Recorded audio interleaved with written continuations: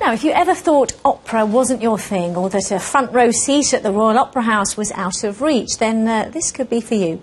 Pop-Up Opera is a London-based company that's bringing the art form to audiences in unusual venues. Wendy Hurrell's been to see them by the Thames in Rotherhithe.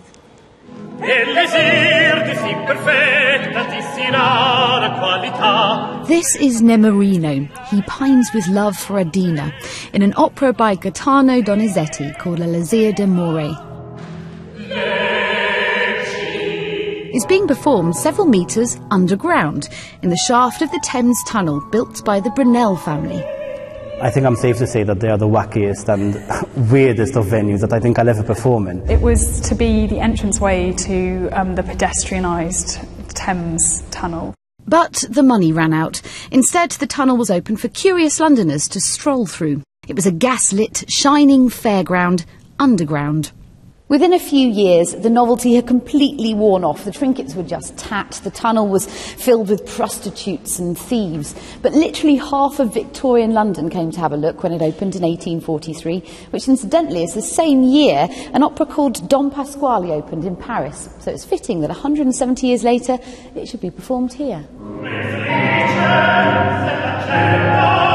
The company will come back here on May the 11th for that. We're pop-up opera. We could literally pop up in your living room, really. In fact, that might be an idea if you have a big enough living room. Can you? Come to my house.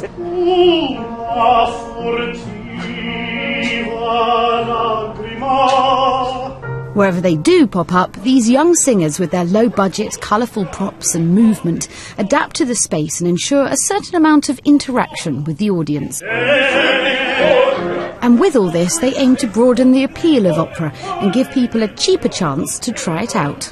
We've had a lot of people write to us and say, you know, we were a bit apprehensive, we didn't think we were going to enjoy it, we sat near the exit in case we had to escape, but actually we loved it. We had people coming last year when we were touring who'd been to the Royal Opera House or E&O or Glyndebourne and knew the operas very well and were seeing it in a different way. So it's not just for people who might never have been to an opera. All their operas are sung in the original language.